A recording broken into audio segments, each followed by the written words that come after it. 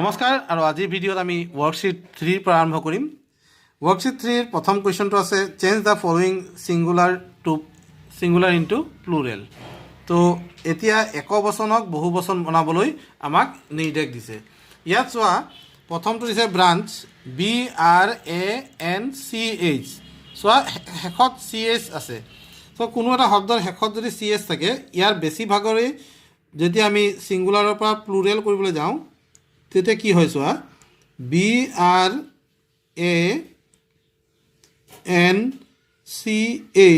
ইয়াৰ লগত ES লগ লাগি যায়। ES লগ লগোৱাৰ লগে লগে ব্ৰাঞ্চ সিঙ্গুলাৰ আছিল, ব্ৰাঞ্চেছ প্লুৰেল হৈ গ'ল। তাৰপিছত চোৱা ইয়াত টমেটো আছে, টমেটো আৰু টমেটোৰ যদি আমি প্লুৰেল কৰিবলৈ যাওঁ তেতিয়া লাষ্টত O থাকিলে ES লগ লগোৱা হয়। প্ৰায় ক্ষেত্ৰতেই এইটো দেখা যায়। TOMATO লগত কি আহিব ES লগ লাগে, টমেটোজ। এতিয়া চোৱা অক্স, ইয়াৰ যেতিয়া আমি প্লুৰেল কৰিব যাম তেতিয়া ই কি হৈ যাব অক্সেন বুলি আমি লিখিব পাৰোঁ। ইয়াৰ এইটো এটা ব্যতিক্ৰমী শব্দ। ব্যতিক্ৰমী শব্দ মানে কিছুমান শব্দ কি হয় প্লুৰেল কৰোঁতে এছ বা ES যোগ নহয়।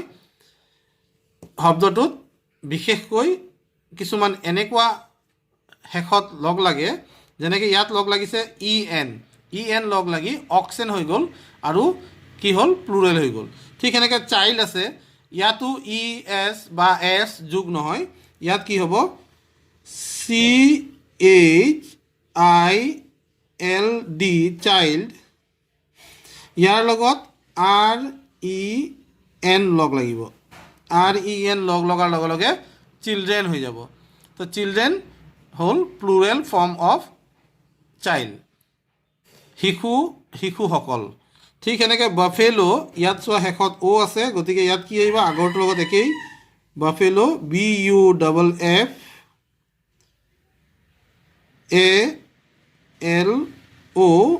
ইয়াত আমি প্লুৰেল কৰিবৰ কাৰণে ES লগ লগাম।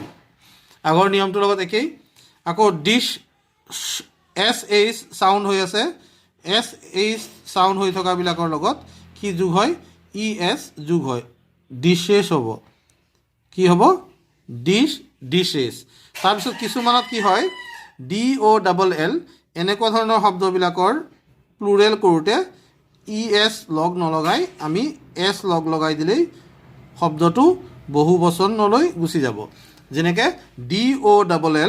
DOLLS ডলছ হৈ যাব।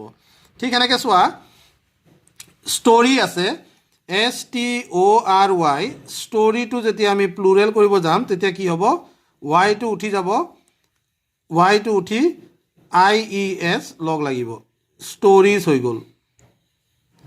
STORIES stories. ঠিক এনেকৈ ইয়াত বেবী আছে, লাষ্টত Y আছে, বেবীটো যেতিয়া আমি প্লুৰেল কৰিম তেতিয়া আকৌ ৱাইটো উঠি যাব, ই কি হৈ যাব BABIES বেবিজ। তাৰপিছত চাবা আৰু এটা এনেকুৱা শব্দ আছে KEY, ইয়াত মই এটা দিছোঁ চোৱা KEY, ইয়াত এইটো আছে ছিংগুলাৰ। ইয়াক যেতিয়া আমি প্লুৰেল কৰিম তেতিয়া কি হ'ব চোৱা শেষত Y আছে কিন্তু ৱাইৰ আগত কি আছে এটা ভাৱেল আছে, ভাৱেল থকাৰ কাৰণে KEYটো উঠি নাযায়, কি হ'ব S লগ লাগি যাব, কিজ হৈ যাব। কিছুমান ক্ষেত্ৰত এনেকুৱা হয় যদি শেষত Y থাকে, ৱাইৰ আগফালে যদি কি থাকে ভাৱেল থাকে তেতিয়াহ'লে প্লুৰেল কৰোঁতে কেৱল Sটো লগ লগাই দিলেই হ'ল।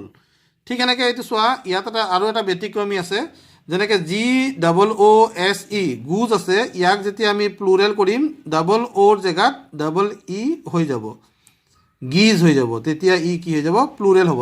ঠিক এনেকৈ আৰু এটা শব্দ আছে টুথ, TOOTH, টুথ মানে দাঁত, ইয়াক যেতিয়া প্লুৰেল কৰিম তেতিয়া কি হৈ যাব TEETH হৈ যাব। চোৱা দুটা O আছিলে, দুটা E হৈ গ'ল, লগে লগে প্লুৰেল হৈ গ'ল।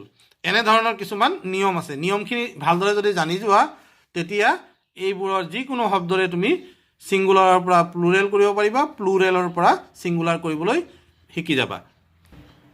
B2 দিছে change the following plural into singular. এতিয়া plural হিচাপে দি থোৱা আছে, আমি এতিয়া singular বনাব লাগে। চোৱা GASES gases, ইয়াক আমি যেতিয়া singular কৰিম ES টো আঁতৰাই দিম, লগে লগে আমাৰ singular হৈ যাব, gas হ'ব।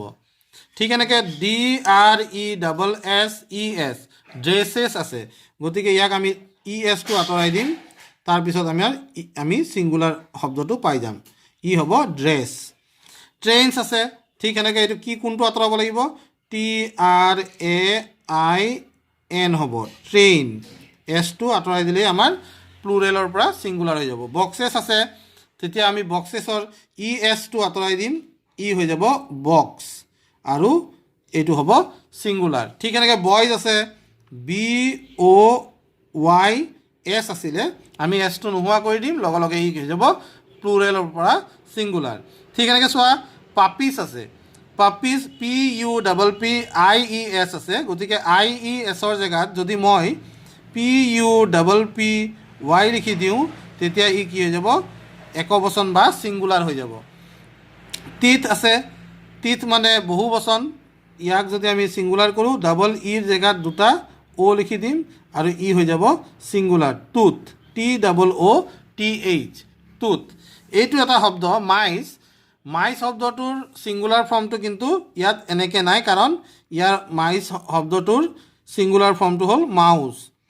এই এনেকুৱা কিছুমান শব্দ আছে যিবিলাক প্লুৰেল কৰোঁতে বা ছিংগুলাৰ কৰোঁতে, ছিংগুলাৰৰ পৰা প্লুৰেল কৰোঁতে সম্পূৰ্ণ শব্দটোৱেই চেঞ্জ হৈ যায় বা সলনি হৈ যায়।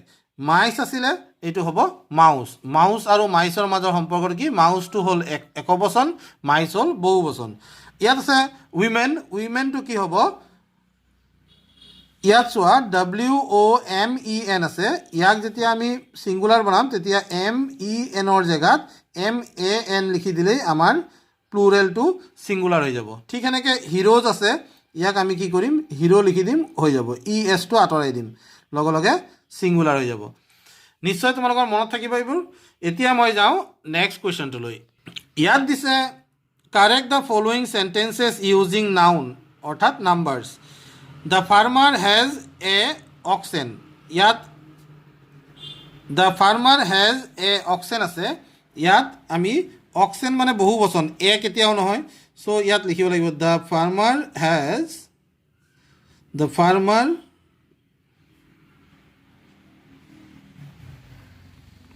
Farmer has.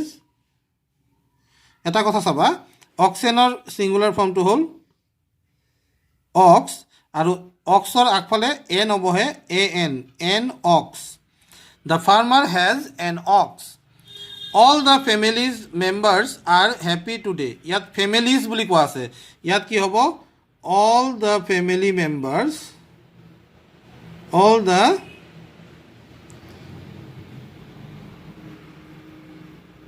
ফেমিলিজ নহয়, family members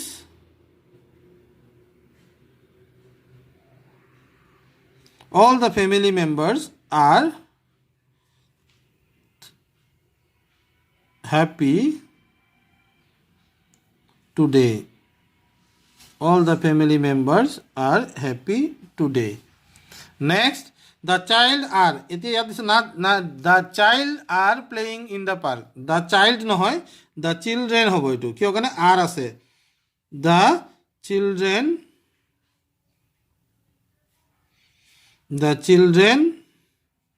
are playing in the park,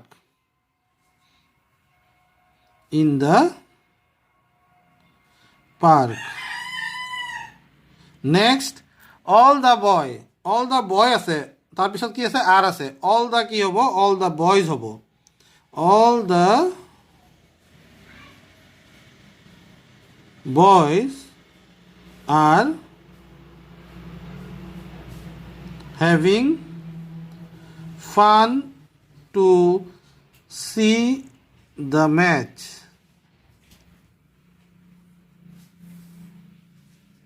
All the boys are having fun to see the match. এয়া আছিল ৱৰ্কশ্বীট 3ৰ কুৱেশ্যন তিনিটা।